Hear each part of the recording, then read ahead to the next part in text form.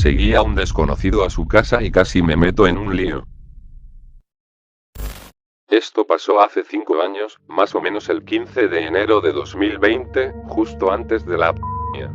Soy un chavo, tenía 19 cuando pasó y estaba en mi segundo año de universidad en París, estudiando arte. Con un par de chavas de mi clase decidimos ir a una exhibición de Da Vinci en el Louvre. Era una exhibición que solo se pone una vez cada varias décadas, nos lo recomendó uno de nuestros profes. Como sea, ese día salimos de la escuela a las 5 p.m. y fuimos a un bar cerca antes de ir a la exhibición. Me eché unos tragos y rápido me puse pedo, en ese entonces era bien flaco y no había comido nada. Luego tomamos el metro y llegamos al Louvre, tuvimos tiempo de ver todo y hacer algunos bocetos de nuestras obras de arte favoritas, luego a las 8 p.m., creo, salimos de la exhibición para irnos a casa. Cada quien se fue por su lado. Me subí al tren que me dejaría en mi ciudad y cuando me senté me di cuenta de que la batería de mi celular estaba al 18% y que tenía mi batería externa pero no el cargador. Me enojé porque mi celular era la única forma en que podía despertar por la mañana ya que ya no tenía despertador en ese momento. Me acordé que había usado mi celular en clase más temprano ese día para unos modelos de dibujo y que había conectado mi celular para cargarlo un poco. Así que mandé un mensaje en el chat grupal de Messenger de la clase y pregunté si alguien vio mi cargador en el salón. Algunos de mis compañeros se quedaban en la escuela unas horas después de nuestras últimas clases del día para estudiar o seguir trabajando en sus proyectos antes de irse por el día, y uno de ellos respondió con una foto de mi cargador en una mesa en el salón y un texto que decía: me lo llevé y te lo devuelvo mañana por la mañana. Le di las gracias y pensé para mí mismo: ok, ahora ¿cómo me aseguro de que me voy a despertar a tiempo mañana por la mañana? Por supuesto, era el único que tenía ya que todos los demás ya no funcionaban y yo era el único en casa que tenía esta marca, así que ni siquiera podía usar el de mi mamá o el de mi hermano.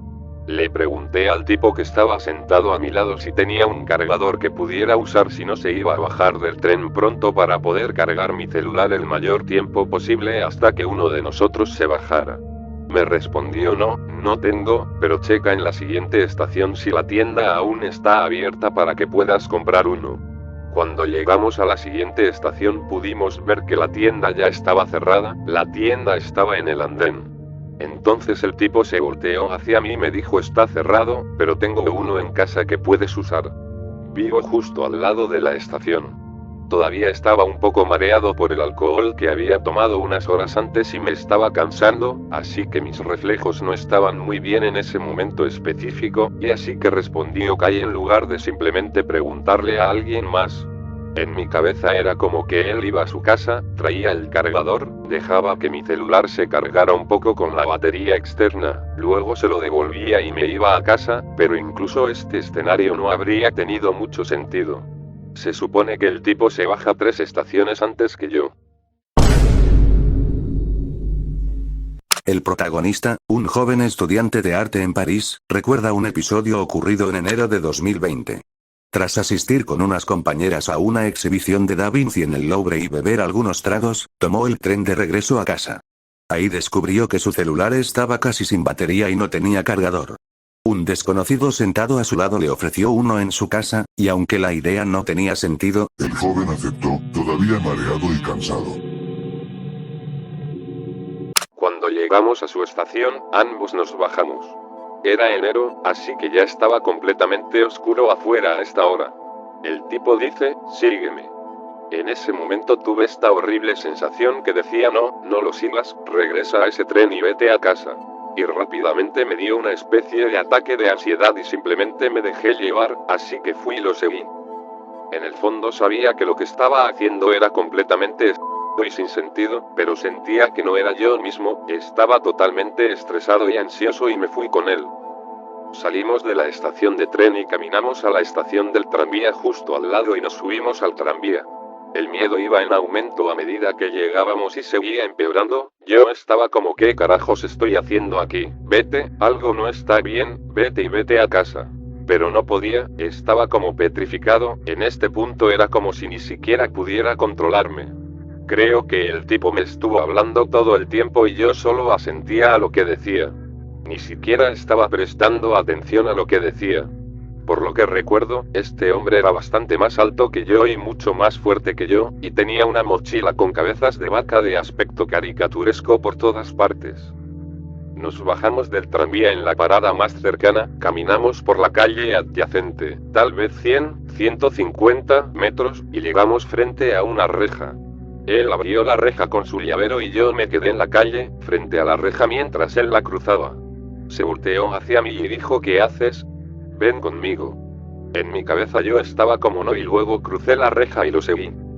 Esta era la entrada del complejo de apartamentos en el que vivía. Después de la reja había un largo camino que conducía a un patio muy grande con múltiples otros caminos que conducían a 3 edificios diferentes dentro del complejo.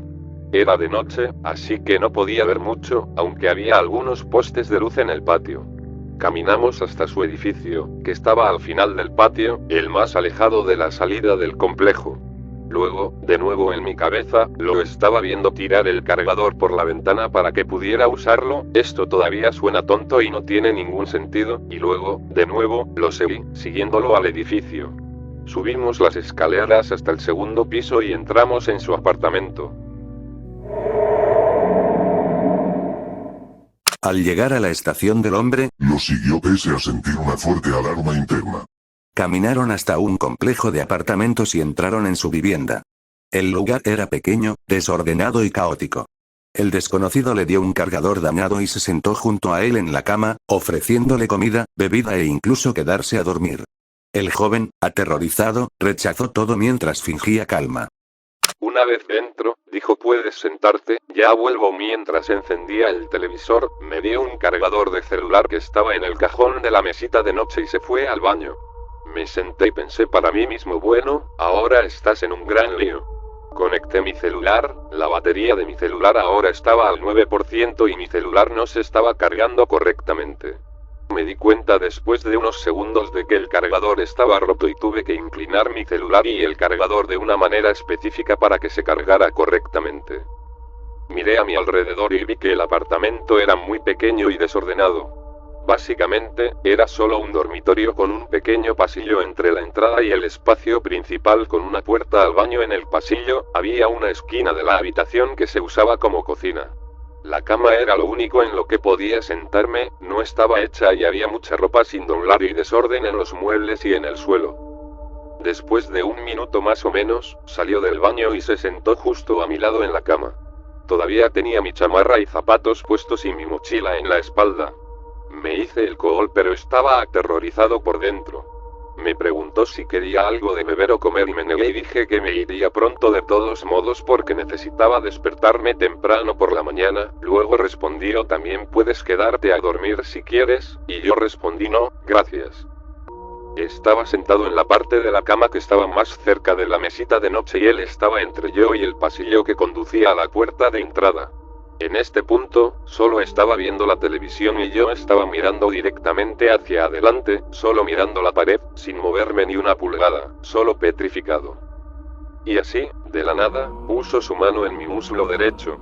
Normalmente odio el contacto físico, incluso con mi propia familia y amigos, era demasiado para mí. Así que llamé a mi madre, ella ya sabía que no iba a ir a casa justo después de la escuela por la exhibición, estaba tratando de ganar tiempo mientras intentaba averiguar algo para irme sin que él potencialmente tratara de evitar que me fuera, así que estaba hablando con mi madre solo contándole cómo fue mi día y mi tiempo en el Louvre, y le dije que estaba de camino a casa. Logré mantener la compostura para que ella no pudiera darse cuenta de que algo andaba mal. Lo último que quería era preocuparla, entrar en pánico y que el tipo actuara aún más. Después de unos minutos, mi mamá me interrumpió y me dijo que le estaba dando sueño y que se iba a la cama, así que me dijo buenas noches y colgó. Estaba pensando. Miré a mi derecha, al tipo, todavía tenía su mano en mi muslo. Ese tipo se estaba más descaradamente mientras me miraba. Me quedé mirando a los ojos durante 2 segundos y de repente mi corazón comenzó a latir con fuerza, estaba aterrorizado, casi lloro y apenas podía respirar. Llamé a mi papá y, afortunadamente, contestó el teléfono. Mis padres ya no están juntos y yo vivía con mi mamá, así que mi padre no sabía de mi visita al Louvre. Hice lo mismo que con mi madre y le conté a mi papá cómo fue mi día y lo que vi en la exhibición. Y seguí terminando la mayoría de mis frases con papá para que el tipo supiera con quién estaba hablando y potencialmente evitar que hiciera algo más loco. Obviamente, debido al miedo, no podía hablar sin respirar con dificultad. En algún momento mi papá me preguntó por qué estaba respirando así y le dije que estaba caminando rápido para tomar mi tren. Luego le dije a mi papá: ok, papá, ahora voy a tener que correr para no perder el tren, el próximo no estará ahí hasta dentro de un rato. Eso obviamente era mentira, por favor, no cuelgues, quédate en el teléfono. Y él dijo ok. Rápidamente me levanté sin desenchufar el cargador, se desenchufó cuando me levanté y comencé a caminar hacia la salida. Le dije: me voy al tipo. Presioné el pomo de la puerta para abrir la puerta, pero estaba cerrada con llave, ni siquiera me di cuenta cuando entré en pánico aún más y el tipo se levantó, caminó hacia mí, abrió la puerta y la abrió. Luego dijo: vuelve cuando quieras. Y me lamió el cuello. Había dejado su brazo en la rendija, así que tuve que agacharme para caminar por debajo y salir del apartamento y me dio una cuando salía del apartamento. De pronto, El hombre puso su mano en su muslo y comenzó a frente a él. el protagonista, paralizado, llamó a su madre y luego a su padre para ganar tiempo y hacer evidente con quién hablaba. Finalmente, fingió que debía correr para tomar un tren y se levantó. Descubrió que la puerta estaba cerrada con llave, pero el hombre la abrió, Lo lamió en el cuello y le dio una al salir. dejando claro lo perturbador de la situación. Una vez que estuve fuera del apartamento, comencé a correr, corrí por las escaleras, incluso me salté algunos escalones, salí corriendo del edificio, corrí por el patio, hasta la puerta. Finalmente salí del complejo, pero aún así corrí hasta la parada del tranvía. Solo esperaba que el tipo no me estuviera siguiendo o que nadie que él pudiera conocer o a quien pudiera haberle contado sobre mí me estuviera buscando o persiguiendo. Afortunadamente, el tranvía llegó justo cuando llegué a la parada, el tranvía se fue y mi padre todavía estaba en el teléfono. Le dije: ok, ya estoy en el tren. Te avisaré cuando llegue a casa. Me dijo que tuviera cuidado en el camino y que esperaría mi mensaje. Luego colgó. A partir de ese momento me sentí aliviado, pero no pude evitar pensar: ¿y si no se me hubiera ocurrido llamar a mis padres? ¿Y si se hubiera vuelto más loco y realmente hubiera intentado hacer algo más? ¿O si simplemente nunca me hubiera dejado salir de su casa? ¿O si alguien más estuviera allí con él? Literalmente, cualquier cosa podría haberme pasado. Después de todo, estaba en su apartamento, en su universo, podría haberme hecho cualquier cosa.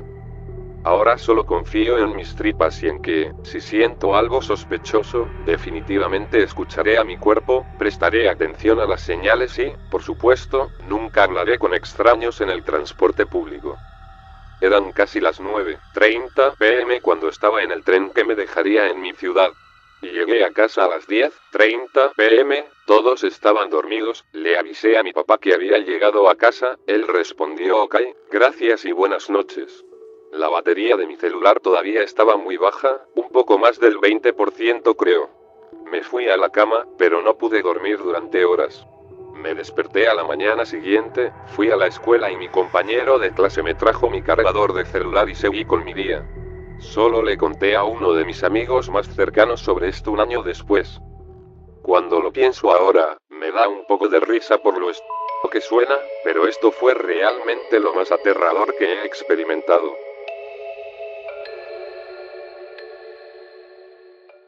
Ya fuera del apartamento, el joven corrió desesperado hasta la parada del tranvía, temiendo ser seguido. Por suerte, logró escapar y regresar a casa sano y salvo. Esa noche no pudo dormir y solo compartió lo ocurrido con un amigo cercano un año después. Hoy reconoce lo absurdo de haber seguido a un extraño, pero también lo aterrador que fue. Desde entonces aprendió a confiar en sus instintos y nunca volverá a hablar con desconocidos en el transporte público.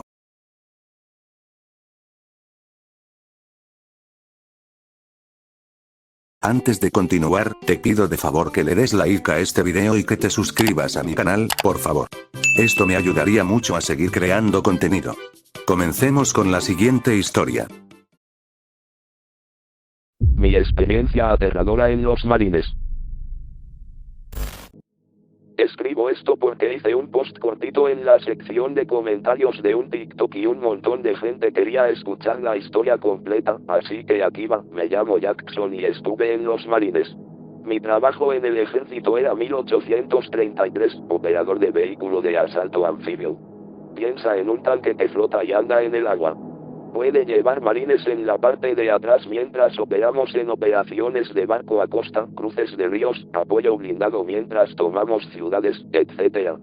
Estuve destinado en Hawái durante mi alistamiento y era parte de la compañía de asalto de combate, no el batallón de asalto de combate, ya que el batallón tristemente se disolvió antes de que la compañía de asalto de combate se disolviera. En Hawái éramos conocidos por hacer muchas más operaciones acuáticas en comparación con las otras bases que también tenían nuestros vehículos. Estas operaciones a veces se conocen como splash, y bueno, en mi unidad íbamos a realizar el splash de entrenamiento más largo en el cuerpo de marines. En mi vehículo está mi sargento mayor, SSGT para abreviar, mi cabo, CPL para abreviar, y mi amigo al que llamaremos Tris. Nuestro pelotón, 12 vehículos, cada uno con al menos 4 marines, empieza a realizar el splash y todo va genial. Hacemos nuestros ejercicios, nos ponemos en diferentes formaciones, pasamos por situaciones de emergencia.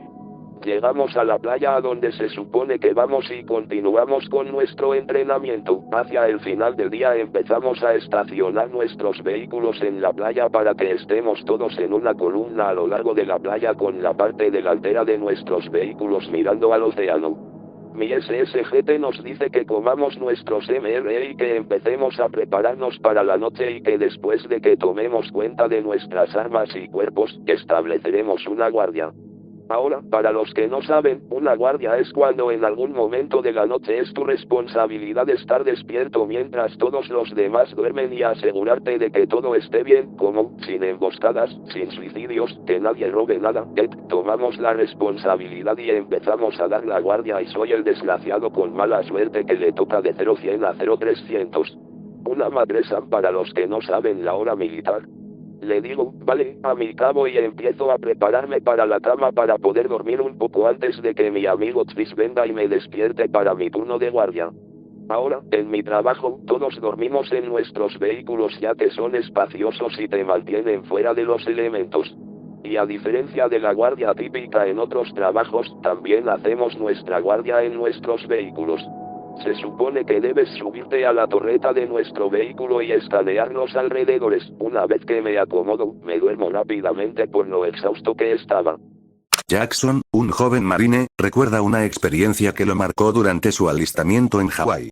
Su trabajo era operar vehículos de asalto anfibio, enormes máquinas capaces de flotar y transportar tropas en operaciones de costa, ríos y apoyo blindado. En su unidad eran conocidos por realizar entrenamientos acuáticos más exigentes que en otras bases, y aquel día se preparaban para el splash más largo en la historia del cuerpo de marines. Me despierto con un sobresalto repentino. Escaneo la parte trasera del vehículo y veo a mi amigo Tris inclinado sobre mí, con una mirada de preocupación en su rostro, gotas de sudor en la frente y el ceño fruncido. ¿Te toca la guardia?, dice, todavía aturdido y con dolor de garganta. Pregunto, ¿estás bien? Pareces un poco inquieto, su expresión no cambia, solo estoy cansado y creo que mi mente me está jugando una mala pasada, dice. Empiezo a levantarme y a ponerme la ropa y le pregunto, ¿qué estás viendo por ahí? Pensando para mí que es uno de nuestros amigos sufriendo novatadas o algo así, me mira fijamente a los ojos y dice, no lo sé, pero no es normal y ya no quiero hablar de eso. Sorprendido por su repentina grosería, levanto las manos en señal de derrota y empiezo a arrastrarme dentro de la torreta para poder empezar a escanear el exterior. Una vez que estoy dentro, estoy mirando a través del cristal que rodea la torreta tratando de ver algo inusual, pero no encuentro nada, por supuesto. Los minutos pasan con una lentitud agonizante, sin duda porque estaba cansado y listo para la cama, y casi exactamente a la mitad de mi tiempo veo arena levantándose por mis periféricos. Empiezo a girar la torreta para echar un vistazo a lo que está haciendo eso porque se ve bastante violento y me preocupa que sea alguien en una pelea. Fue entonces cuando lo veo. Una figura negra y elegante que se asemeja a un humano, pero sin rostro y sin ropa. La luz de la luna rebota en su piel negra y gruesa, dándole una especie de brillo que lo hace parecer resbaladizo. Tan pronto como lo vi, la cosa dejó de cavar inmediatamente y ajustó su cuerpo para que me mirara, casi como si me hubiera notado de alguna manera.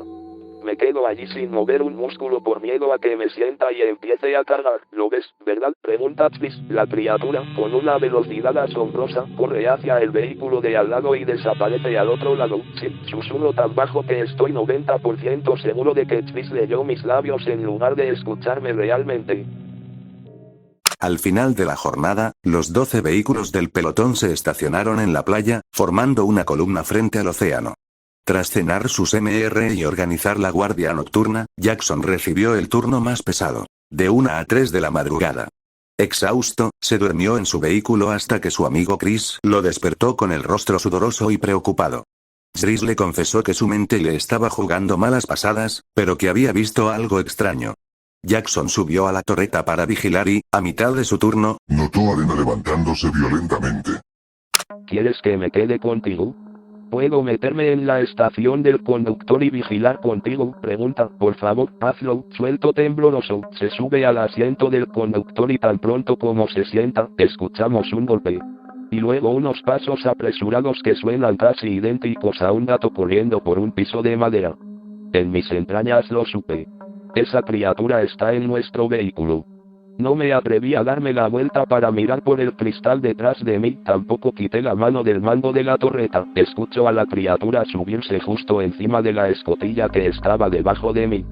Me quedé allí durante lo que parecieron 10 minutos antes de que se me ocurriera moverme. Sentado allí, conteniendo la respiración, reuní el valor para girar la torreta para ver si se bajaba.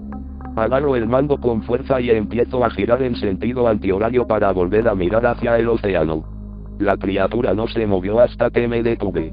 Y luego, lentamente, vi sus largos brazos extenderse frente a mí, agarrando la barandilla que estaba al final del vehículo.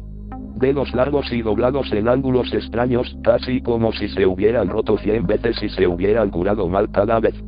Y con un empujón poderoso, la criatura se lanzó por la barandilla y golpeó la arena. Lo observé mientras se arrastraba lentamente hacia el borde de la playa y luego se hundía en el océano y desaparecía de la vista. Entonces lo vio. Una figura negra, sin rostro ni ropa, con piel gruesa y brillante bajo la luz de la luna. La criatura se detuvo al percatarse de su presencia y, con velocidad sorprendente, corrió hacia otro vehículo. Chris, aterrorizado, confirmó que también la había visto.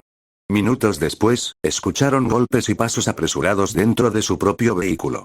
Jackson, paralizado, sintió como la criatura se movía sobre la escotilla. Reuniendo valor, giró la torreta y observó sus brazos largos y deformes aferrados a la barandilla, antes de que se lanzara hacia la arena y se arrastrara lentamente hasta desaparecer en el océano. No volví a ver a esa criatura por el resto de nuestro entrenamiento y mi amigo tampoco. Ahora, no sé si fue mi mente jugando malas pasadas porque estaba exhausto o si fue real. Lo que sí sé es que Tris y yo nunca volvimos a hablar de eso y, por el resto de nuestro tiempo en el cuerpo de marines, siempre nos mantuvimos muy alerta cada vez que teníamos guardia. Nunca volvieron a ver a esa entidad durante el resto del entrenamiento.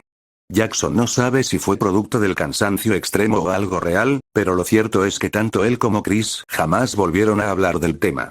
Desde entonces, cada guardia nocturna estuvo marcada por una alerta constante, un recuerdo de aquella figura que los acechó en la playa de Hawái.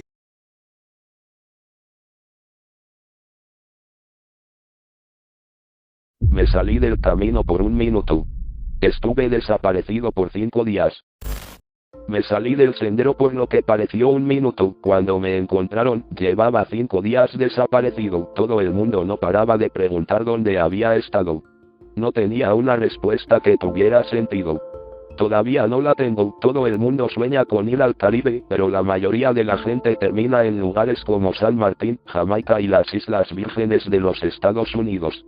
Ya sabes, esos playas llenas de gente, resorts enormes, las trampas para turistas que parecen más parques de atracciones que islas. Son divertidos, claro, pero intercambiables. Podrías estar en cualquier lugar. Saba no es así, Saba es chiquita. Básicamente es un volcán inactivo que sale directo del océano, con una sola carretera angosta que serpentea por toda la isla. Eso es todo. Una carretera. Sin expansión. Sin cadenas. Sin atajos. Todo allí se siente contenido, casi deliberado, como si la isla decidiera cómo puedes moverte por ella. La única forma de llegar es tomando un avión muy pequeño. Quizás 12 personas en total, incluido el piloto. Es tan pequeño que durante el vuelo, el piloto dijo por el intercomunicador: damas y caballeros, estamos, en realidad. Luego se dio la vuelta para mirar y hablar con los pasajeros en la cabina directamente. Esto es más fácil. Estamos a punto de comenzar nuestro descenso en la pista comercial más corta del mundo. Por favor, abróchense los cinturones de seguridad. El aterrizaje es inquietante. Cuando te acercas a la isla, el avión vuela directamente hacia lo que parece ser el costado de una montaña. En el último segundo, se ladea bruscamente, casi de lado, y cae sobre la pista. La pista en sí hace honor a su título. El aeropuerto, una choza no más grande que un cobertizo, alberga una tienda de regalos que vende imanes novedosos que dicen: sobreviví al aterrizaje. Recuerdo haber pensado qué irónico era eso, porque si no sobrevives al despegue, no van a encontrar ese imán.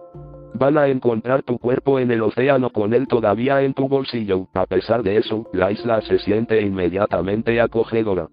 La gente es amable de una manera que no se siente forzada. Me quedé en Keens Gardens, un resort en la ladera metido en la selva tropical. Cuando llegas, te dan champán incluso antes de registrarte. Desde tu habitación puedes ver casi toda la isla, casas y tiendas blancas con techos rojos esparcidos por colinas verdes empinadas, selva tropical a ambos lados, nubes colgando tan bajas que a veces se sienten lo suficientemente cerca como para tocarlas. No hay mosquitos en Saba. Ni bichos que piquen en absoluto. Para un chico del Medio Oeste, así supe que estaba en el paraíso. También hay esta neblina constante en el aire. Parece niebla, pero no lo es. Es volcánica.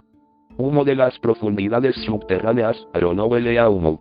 Simplemente se queda ahí, quieto y tranquilo. Donde quiera que mires, hay estos pequeños lagartos verdes. Anoles. Se lanzan por las hojas, se aferran a los troncos de los árboles, se congelan cuando los notas. A los niños les encanta intentar atraparlos. Los lugareños dicen que dan suerte, y luego están las cabras montesas. Sin miedo. Están en todas partes, en los acantilados, en los terrenos del hotel, a los lados de la carretera. Actúan como si fueran dueñas de la isla. La carretera que recorre toda la isla es tan estrecha y empinada que cuando los lugareños te llevan, vuelan por las curvas ciegas a toda velocidad. A veces los coches se rozan, los espejos casi se tocan, y ambos conductores solo hacen doble bocinazo como: lo siento, y siguen adelante. Un joven viajero recuerda la experiencia más aterradora de su vida en la isla de Saba, un pequeño volcán inactivo en medio del Caribe. Todo comenzó como unas vacaciones paradisíacas. La llegada en un avión diminuto a la pista más corta del mundo, el resort en la selva tropical, las casas blancas con techos rojos y la neblina volcánica que cubría la isla como un velo misterioso. Entre cabras montesas y pequeños lagartos verdes llamados anoles, el lugar parecía un paraíso contenido, diferente a cualquier otro destino turístico. Al principio es aterrador, luego, de alguna manera, se vuelve normal. Tenía 19 años en ese momento, no tenía edad suficiente para beber en casa, en los Estados Unidos, pero sí para beber en Saba, donde no había límite de edad. Solo ese hecho hizo que la isla se sintiera como si funcionara con un conjunto de reglas diferente. La noche antes de la caminata, estaba pasando el rato con algunos de mis primos más jóvenes cerca de los terrenos del resort. Estaban fascinados con los anoles. En algún momento, se convirtió en un juego. Atrapamos unos cuantos, luego unos cuantos más. Uno de los anoles emitió un pequeño sonido cuando mi sobrino lo recogió. Un pequeño chillido rápido, casi como un chirrido. Nos pilló desprevenidos, y luego todos se rieron. Ninguno de nosotros esperaba que hiciera ruido en absoluto. En un momento dado, uno de ellos me mordisqueó el dedo. No fuerte. Casi nada. No más presión que una pinza de la ropa, no dolió. En todo caso, fue un poco gracioso. Recuerdo haber pensado lo inofensivos que eran. Que serían unas mascotas geniales. Eventualmente, teníamos una docena de ellos en un frasco de vidrio con hojas adentro, agujeros perforados en la tapa. Los niños se reían, orgullosos de sí mismos. No los detuve, ayudé, se sentía inofensivo. Inocente. Solo niños siendo niños, y yo siendo el primo mayor que les seguía el rollo. No duró mucho, uno de los empleados del resort local se dio cuenta casi de inmediato y se acercó. Estaba tranquila, pero firme. Primero, regañó a los niños y les dijo que tenían que soltar a los lagartos. Luego se dirigió a mí. Le di la mirada de, los niños son niños, pero pude decir que no la estaba convenciendo, no alzó la voz. No era necesario, me miró como si yo debiera haber sabido algo mejor, esto es una falta de respeto. No solo a los animales, sino a la tierra. Este es su hogar. No el tuyo. Dijo que los anoles no eran juguetes. Que pertenecían donde estaban, luego exigió que los liberáramos, nos disculpamos profusamente. Desenroscé la tapa y vimos a los anoles dispersarse de nuevo en el follaje, desapareciendo casi instantáneamente como si nunca hubieran estado allí. Los niños salieron corriendo a jugar a otro lugar, ya distraídos, pero la mirada que me dio se quedó conmigo. Esa noche, bailé al son de la banda de tambores de acero y bebí un poco de la cerveza local, Saba Spice. Lo suficiente para sentirme suelto. Lo suficiente para reírme un poco más fuerte de lo habitual. No lo suficiente para tener resaca a la mañana siguiente. En ese momento, todo se sentía inofensivo. Se sentía como lo que se suponía que era, unas vacaciones en el paraíso. Al día siguiente, fuimos a una caminata. Hay un famoso sistema de senderos en Saba que atraviesa la selva tropical. Puedes tomar la ruta fácil o la avanzada. No importa cuál elijas, los guías te dicen lo mismo, nunca te salgas del sendero, lo explican como si se tratara de seguridad. El terreno se vuelve empinado. La selva tropical es densa. Es fácil resbalar. Fácil perderse. Fácil perderse, debería haber escuchado. Tomamos el sendero avanzado. Comenzó en un pueblito llamado Tebot Tom y prometía una caminata desafiante de 2 horas y media que terminaba en otro pueblo. A partir de ahí, el plan era caminar por la carretera de vuelta a Keens Gardens. Al principio, fue impresionante, había caminado por senderos toda mi vida en el medio oeste. Bosques, acantilados, caminos de tierra, lo había caminado todo, pero nada como esto. La selva tropical era densa y vibrante de una manera que se sentía irreal. Verdes superpuestos a verdes. Enredaderas gruesas. Hojas anchas goteando humedad. En algunos lugares, el sendero subía tan empinado que podías mirar a través de las aberturas de los árboles y ver lagunas de color azul brillante muy por debajo. Era precioso, también era fácil ver cómo alguien podía caerse. Mientras caminábamos, empecé a notar algo que me inquietaba de una manera que no podía explicar del todo. Había anoles por todas partes. Más de los que había visto antes. En las hojas. En los troncos de los árboles. A lo largo del camino. Cada vez que me detenía, parecía notar otro. La primera advertencia llegó de manera inocente.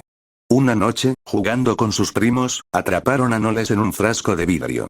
Un empleado local los reprendió con firmeza. Aquellos animales no eran juguetes, eran parte de la tierra, y atraparlos era una falta de respeto. La advertencia quedó grabada en su mente, aunque pronto se perdió entre risas, cerveza local y la emoción de la caminata que harían al día siguiente. El sendero avanzado prometía 2 horas y media de desafío entre la selva tropical, con paisajes exuberantes y lagunas azules al fondo. Pero mientras avanzaban, el joven notó algo inquietante. Demasiados anoles, observándolo desde cada rincón. Casi parecía que me estaban observando, me dije a mí mismo que lo estaba imaginando. Aún así, no podía sacudirme la sensación. En algún momento, empecé a sentirme confiado. Demasiado confiado. Era joven, estaba en buena forma, montado en esa sensación de asombro y adrenalina. Decidí que sería gracioso si me salía del sendero por un momento, daba la vuelta y saltaba delante de todos para asustarlos, así que me dejé caer a la parte de atrás del grupo y cuando el momento fue el adecuado, me salí del camino. El plan era volver rápidamente. No tenía intención de ir muy lejos, pero el terreno cambió más rápido de lo que esperaba. La maleza se espesó. El suelo se inclinó más bruscamente. Intenté volver hacia donde creía que estaba el sendero, no pude encontrarlo. Era como si mi brújula interna estuviera girando, estaba tratando de orientarme cuando me di cuenta de que ya no podía oír al grupo. No podía oír nada. Los sonidos vibrantes de la selva tropical se habían silenciado. Completamente en silencio, fue entonces cuando oí ramas rompiéndose a mi alrededor. El sonido de las hojas crujiendo, entonces oí risas, niños, suaves risitas, que hacían eco entre los árboles, no tenía sentido. No había niños en la caminata. No había otros grupos programados ese día. Y el sonido no venía de un solo lugar, se movía, dispersándose. Como si me estuviera rodeando, me dije a mí mismo que tenían que ser cabras. Las cabras hacían algunos ruidos raros a veces, ¿verdad? Las había visto por todas partes en la isla. Las había visto correr por las carreteras y escalar acantilados como si la gravedad no se aplicara a ellas. Tal vez esto era solo ellas atravesando la maleza. Entonces, por el rabillo del ojo, vi algo moverse, cerca del suelo. Rápido, se movía como se mueve un ciervo cuando se asusta, fluido, ágil, increíblemente rápido. De nuevo, mi cerebro pensó en cabras, tenían que ser cabras, noté que se arrastraba por la maleza frente a mí. Se detuvo por un momento y me di cuenta de que no era una cabra, mi mente no podía comprender lo que estaba viendo, pero era humano, todo se sentía mal, era un niño pequeño, pero no hay forma de que un niño pueda moverse así.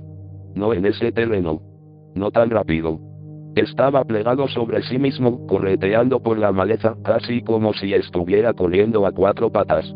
Pero todo estaba mal, al revés, cangrejo, caminando, no hay absolutamente ninguna forma de que un cuerpo humano, y mucho menos el de un niño, pueda moverse tan rápido, tan silenciosamente, especialmente de esa manera. De repente, oí algo cargando detrás de mí, me di la vuelta justo a tiempo para verlo, solo por una fracción de segundo. Los ojos del niño estaban hundidos, vacíos, y de las cuencas de los ojos salían pequeños lagartos verdes. Docenas de ellos. Saliendo, desbordándose de su cara al revés mientras se movía, se abalanzó, no tuve tiempo de reaccionar, caí hacia atrás, mi cabeza golpeando contra un árbol, todo se volvió negro. La confianza lo traicionó. Decidió salirse del sendero para asustar al grupo, pero el terreno cambió de inmediato. La maleza se cerró, el silencio lo envolvió y pronto se encontró perdido. Fue entonces cuando escuchó risas de niños, ecos imposibles en medio de la selva. Entre las sombras, vio figuras moverse con rapidez antinatural. Una de ellas era un niño plegado sobre sí mismo, corriendo como un cangrejo. De sus ojos vacíos brotaban docenas de anueles verdes. La criatura se abalanzó sobre él y todo se volvió negro.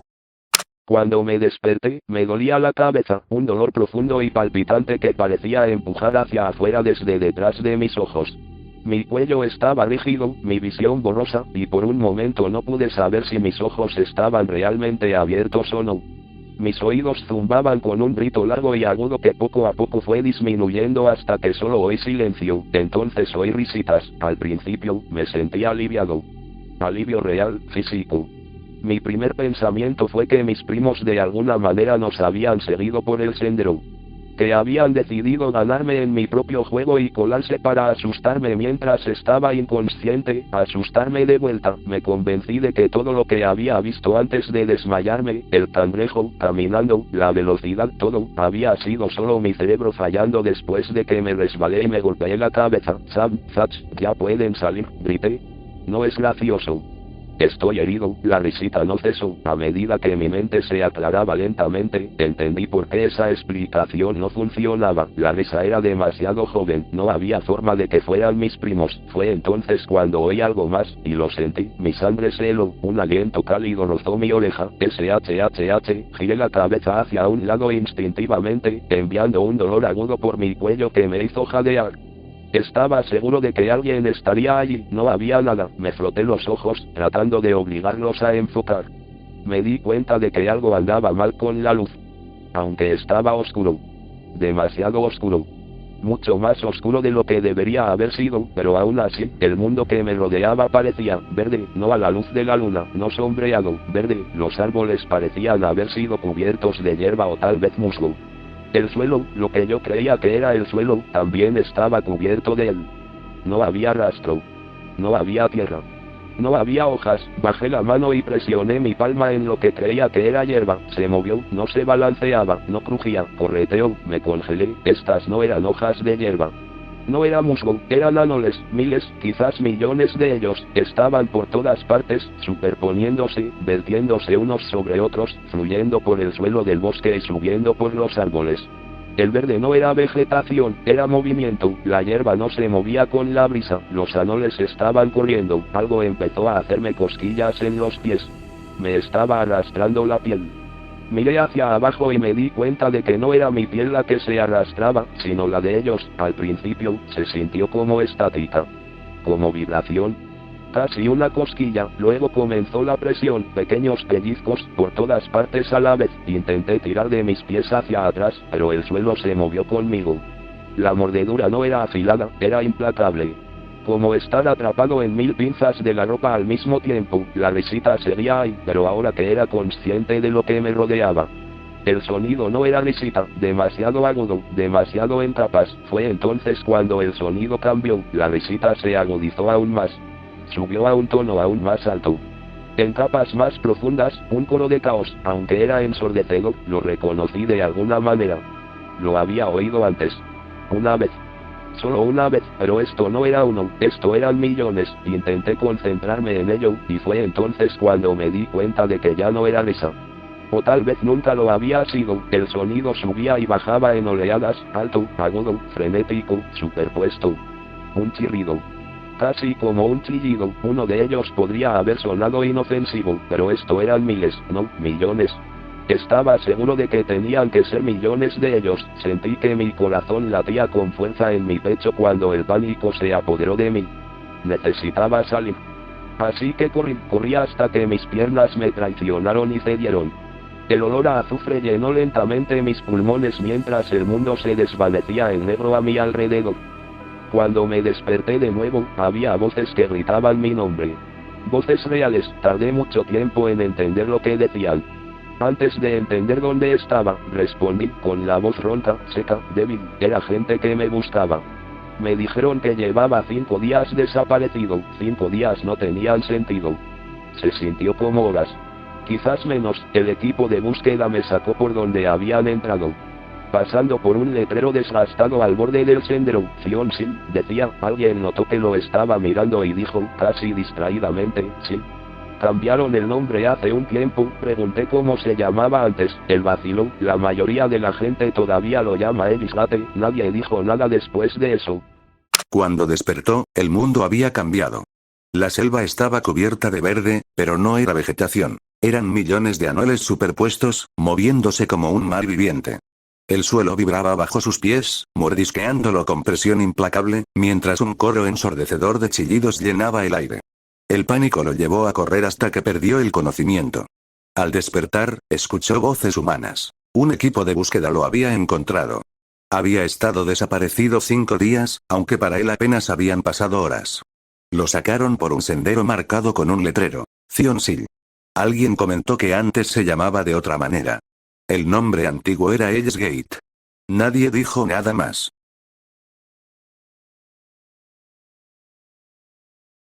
Hemos llegado al final del video. Si te gustan este tipo de vídeos, por favor dale like, comenta qué caso te pareció más interesante o perturbador, compártelo con algún amigo o conocido tuyo y suscríbete, por favor. Hasta pronto, cuídense mucho.